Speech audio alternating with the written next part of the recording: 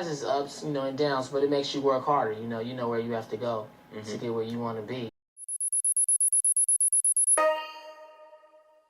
Toni, R&B group, Oakland, California, active since 1986. There's a certain kind of heartbreak in watching a group with every ingredient for longevity fall off the radar, not because their music stopped hitting, but because everything around the music collapsed. When Toni debuted in the late 1980s, their arrival felt like a fresh breeze in the increasingly synthetic R&B scene. Born from the rich soul traditions of Oakland and laced with a funk-laden edge, their sound revived something timeless while still pushing forward.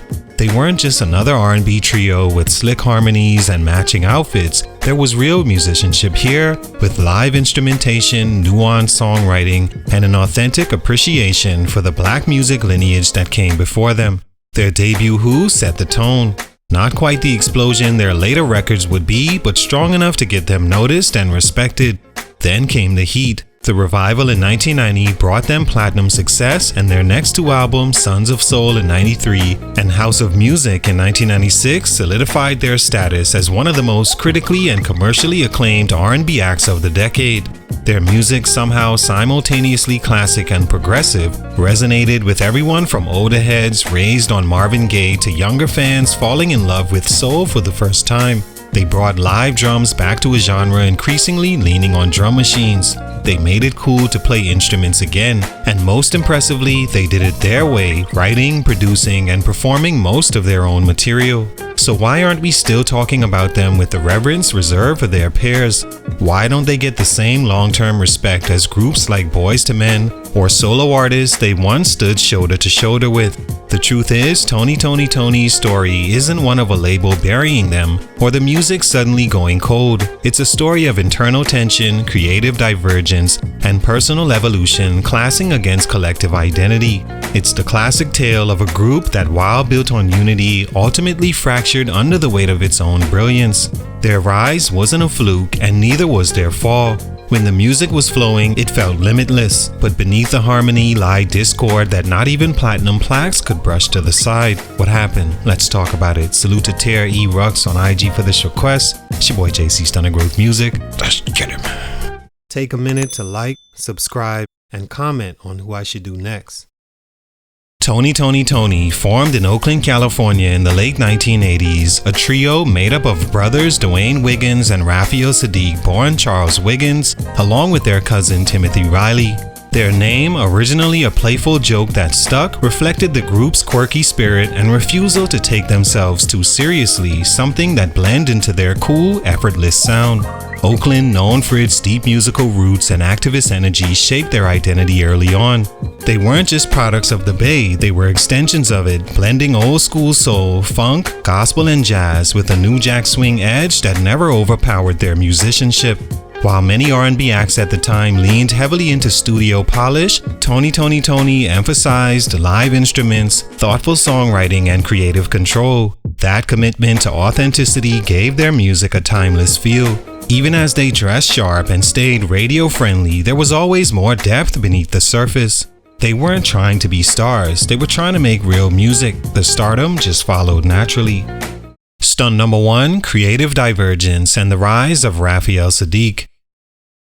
One of the earliest signs of fracture within Toni came from the very thing that made them so exceptional, Raphael Saadiq's rising star. From the start, Saadiq was a standout. His distinct vocals, bass playing, and songwriting talents gave the group much of its musical identity. But as the group's success grew, so did Saadiq's ambition. And while ambition isn't inherently toxic, in a group setting it can tilt the balance if not handled with care. By the time Sons of Soul dropped in 1993, Saadiq had already began to draw interest outside the group. His style, equal parts retro and futuristic, caught the attention of artists and producers across the industry. He became a go-to collaborator and soon a solo artist in the making. Though still part of the group, Saadiq began taking on more outside projects, including producing for other acts and eventually starting his own label. His creative voice, while still crucial to the Tonis, was no longer exclusive to them. The shift naturally created tension. While all three members were talented, Saadiq's star power began to overshadow the collective identity.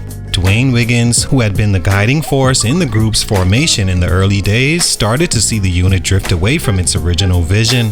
Tim Riley, too, was left navigating the space between loyalty to the group and watching its center of gravity shift towards Saadiq. It wasn't ego alone, it was evolution, but the group's chemistry, so rooted in balance and shared creative control, began to erode. When one member becomes the clear centerpiece, especially in a group built on equality, cracks start to show. For Toni, that imbalance became one of the earliest and most fundamental stunts to their growth. Stunt number 2, conflicting visions and lack of unified direction. As the 90s progressed, Toni found themselves in a difficult position, not just creatively, but structurally. With each member developing different musical tastes and business ambitions, the unity that once drove their sound began to splinter. The group's early success had been fueled by a shared purpose to bring musicianship and soul back into the mainstream. But once they reached that goal, it became clear they didn't all want the same things anymore. Dwayne Wiggins leaned more toward traditional R&B and soul, with community roots, investing in artist development and building a studio in Oakland to mentor young talent. Raphael Saadiq, on the other hand, began experimenting with more eclectic sounds, blending hip-hop, alternative, and neo-soul influences, foreshadowing the path he'd take with projects like Lucy Pearl and his own solo work. Tim Riley remained quieter publicly, but reportedly focused on maintaining the group's rhythm-driven sound and live musicality. The tension wasn't loud or scandalous, it was philosophical. Their differences weren't personal grudges, they were creative drift. Without a shared destination, their sessions reportedly became more difficult and group decisions less unified. Even their fourth album, House of Music, though critically acclaimed and musically rich, was created under this looming cloud of divergence. It sounded great, but it no longer felt like a group pushing forward together. In an era where brand identity was becoming more important, Toni began to lack one. They were no longer pulling in the same direction, and without a strong internal vision, the external world slowly moved on. Their breakup wasn't marked by drama, it was marked by silence. No press conference, no farewell tour, just a quiet fizzling out, the result of too many creative voices heading toward different exits with no one willing to force cohesion. Stunt number 1, the industry shift and their refusal to conform. By the late 1990s, the R&B landscape was changing rapidly. The genre was leaning heavily into glossy production, hip-hop collaborations, and image-driven marketing that prioritized sleekness over substance.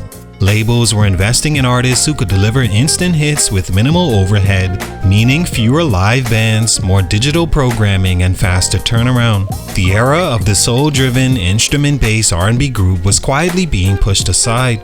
Toni, true to their roots, resisted this evolution. They were purists in a genre that was no longer rewarding purity. Their refusal to chase trends and compromise their sound may have preserved their artistic integrity, but it also cost them relevance in a fast-moving industry.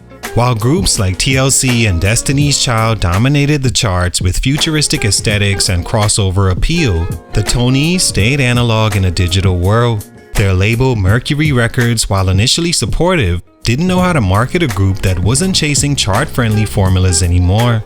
By the time House of Music was released in '96, it felt out of step with what was happening around it, sonically brilliant but commercially behind. Despite its critical acclaim and gold certification, it didn't generate the kind of commercial momentum that previous albums had. The group's commitment to authenticity, while admirable, ultimately put them at odds with the machine. They weren't interested in becoming media darlings or shaping themselves to fit new industry molds, but in an era increasingly driven by image and immediate commercial success, standing firm in your artistry came at a cost. Toni didn't get pushed out, they just didn't adapt. And while that made their catalog age beautifully, it also ensured their career as a group wouldn't stretch much further. They stuck to the music. The music industry, meanwhile, had already moved on. All in all, Toni may have exited the spotlight quietly, but their impact on R&B echoes loudly to this day. They weren't just hit makers, they were architects of a sound that honed the past while paving the way for the future. Their commitment to live instrumentation, storytelling, and self-production set a standard in a genre increasingly pulled toward formula and flash. Long before neo-soul had a name, they were laying its foundation. Artists like D'Angelo, Erykah Badu, and even modern acts owe a debt to the soulful blueprint the Tonys crafted.